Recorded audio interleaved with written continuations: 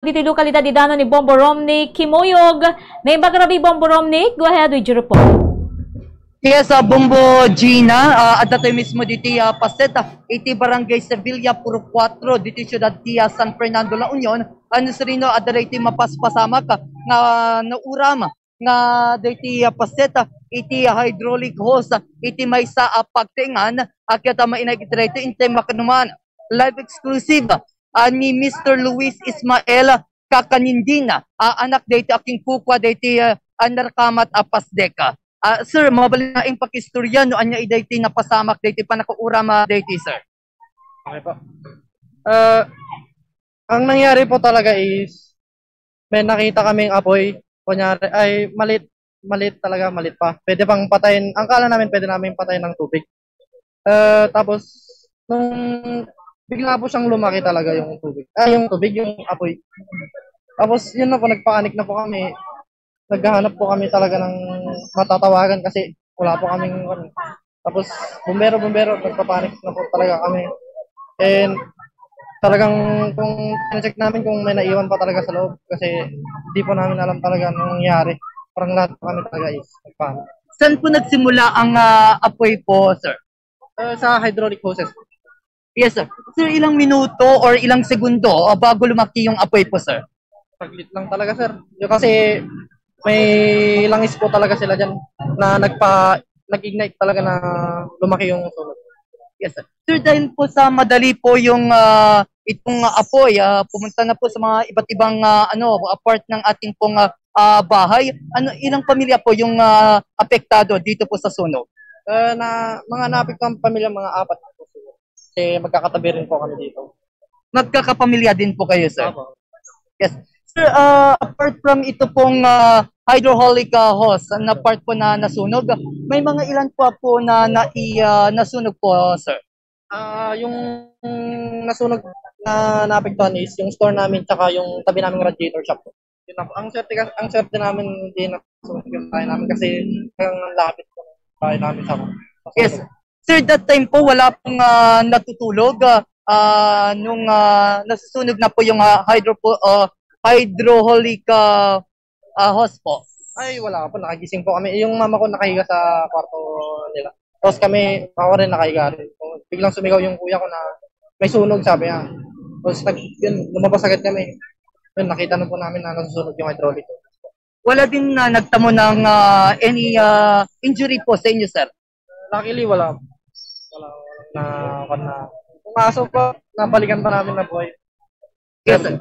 Sir, apart from itong hydraulic hose na nasunog, ito po yung nagsimula itong sunog, may mga important or essential things po ba na hindi nyo po nailigtas sa sunog, sir? Totally hindi po kami nakapasok sa bahay. Ewan ko kung may naapektuhan doon na. Pero yung talagang parang may harang-harang kasi sa bahay namin nasunog talaga. Buti hindi po makasok sa bahay namin. So, other words po, sir, apart from yung aso na nailigtas po natin, wala na po tayong nanawa? Wala na po. Yes, sir. Sir, bago tayo pumunta sa iba pang ma-interview, nasa linya si Bombo Gina Realina Season, ang anchorwoman ng programang Zona Libre. Bombo Gina, kung may follow-up question ka kay Sir Luis, go ahead. Maraming salamat, Bombo Romney, at magandang gabi, Sir Ismael Kakanindin. Okay. Sir, saan parte po yung bahay ninyo? Doon mismo sa northern part ng Robinson Mall or sa southern part?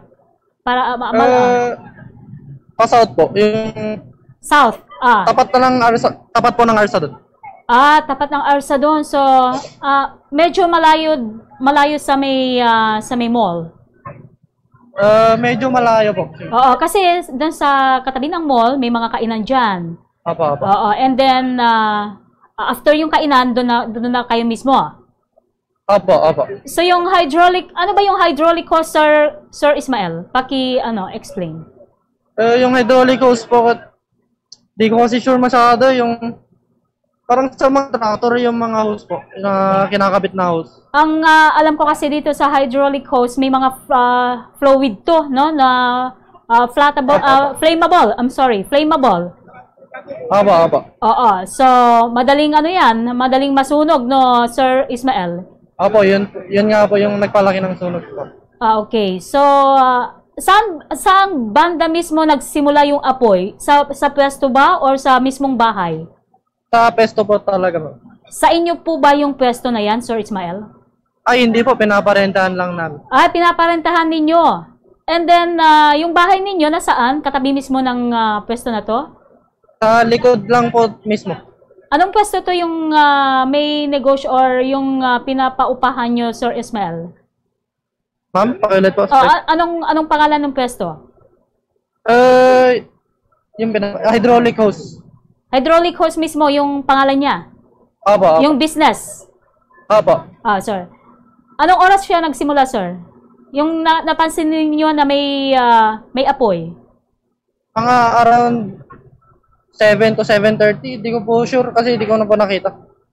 Okay. So, gabi na pala. 7 to 7:30. Sinong unang nakapansin, Sir Ismael? Kayo po ba? Hindi, si kuya ko po, ma'am. Kuya ninyo. Anong ginawa ninyo? Tumawag ba kayo kaagad ng Bureau of Fire Protection? Ang bombero po. Bombero? Opo. So, anong oras din po sila dumating? Mga 5 minutes. Ganun po siguro. Okay. Yung bang pwesto, saan po to gawa? Light materials po ba or concrete? May kahoy po. Yung buhok na yung kahoy. Tapos Kahoy. may semento po. Parang mix. And then, halo, no? So, mabilis po ba? Gaano kabilis? Ilang structure yung na-involve or ano tayo dito? Yung nasunog dyan, Sir Ismael? Aside yung ano tayo dito sa pwesto na hydraulic hose, yung bahay ninyo, ano pa ba? Marami pa ba ang... Yung sa store po. Sa Saka store? sa muffler po. So, bali 4 na yon na pwesto. So, lahat po ba is paupahan ng mga ito, Sir Ismael? Yung store po sa amin. Tapos yung hydraulic po yun yung pinapaupahan namin. Okay. So, gaano naman kalala yung sunog sa bahay ninyo, Sir Ismael? Hindi po talaga natamaan yung bahay namin, ma'am. Swerte namin. So, yung mga pwesto lang? Opo. Pero mahal din yung mga ano dyan, no? Yung mga Opo, gamit, yung mga nasa loob niyan. Yung hydraulic po, ma'am. Okay. Anyway, thank you so much, Sir Ismael. Pero wala namang nasaktan. Yun ang importante. Wala naman po. Okay. Wala. Okay. Maraming salamat, Sir Ismael, at mag-ingat kayo dyan. Okay. Naapula na ba yung apoy? Naapula na? Yes, Bombo Gina. So, thank you so much, Sir Luis. So, may nagkitirate Bombo Gina. Karita Gundaway. Awan pa iti na ideklara nga fire out. Iti biyang tiya Bureau of Fire Protection. Dito syudad tiya San Fernando. Bombo Jitlag putaman rimaan nga sib banda pailaeng diti adaragiti babasit pailaeng nga apoy nga makikita da Bombo Gina karagiti Agundaway. Rason nga naka-standby la taragiti fire truck.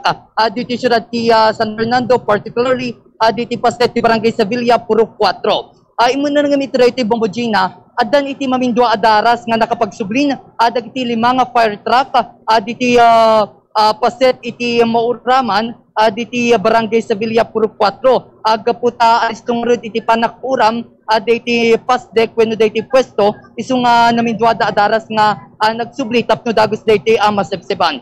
May nagitira iti pay Bombo Gina ket panarimaan iti parang investigat kailaing iti biyang ti BFP San Fernando City tapno maamuan ano anya iti main reason no anya iti makaigapo diti napasamak nga panakuuram diti nga pastek ken dagiti sumagmamanong nga pwesto ken pakirmanen iti maysa nga sari-sari store Bombo Gina. Okay. Kapayatan na Bombo Gina ket adamot dagiti sumagmamanong nga opisyal diti syudad ti San Fernando kas ken City Councilor Kyle Nise Bombo Gina tapno ditoy nga kumustaen dagiti maseknan a pamilya nga nauraman iti rating nga Gundaway.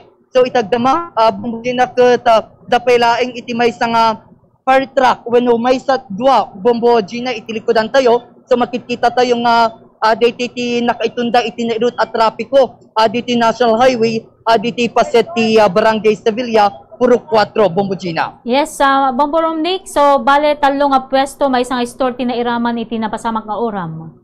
Yes, 10-4, Bombo Gina. Okay. So, awang ka din, dagitay aking kuko, hindi napasamak, daytang oram, Bombo Romnick. Awanan, dagitay gababang, wano aking pwesto, dagito yung pasdek negosyo. Negative na Bombo Gina kasi bayat iti panakisarsarita tayo mat ni Sir Luis akit isuda mutlanganan iti rimwar kaday nga pagpwestuan Bombo Gina. Okay. So, awanan, nakarikip dan. Oo. Ket panagpunak Bombo Romnick, dito may isang talaga, dito may isang pwesto nga ayan ti hydraulic hose. Iti, kagamin dito once nga simgiab dito akit ado datay wano napaspas niya iti panagkayamkam ti uram ta dayta nga rod ket mauram wano dagitay likido dita yung mga fluid diyan Bombo Romnick talagang uuramen nya dagita. So dagiti dadumang pwesto niya pakiladawan man Bombo Romnick di may sapay nga pwesto niya ti negosyo na deta.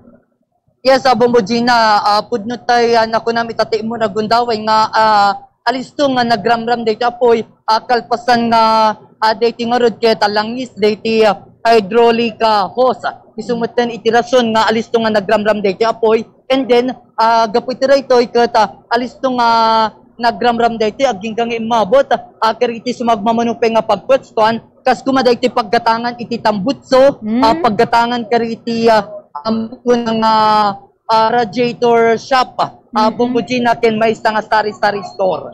Okay, so aming ket talagang nalakang nga mauram dagita once nga da iti apoy Bombo Romnick.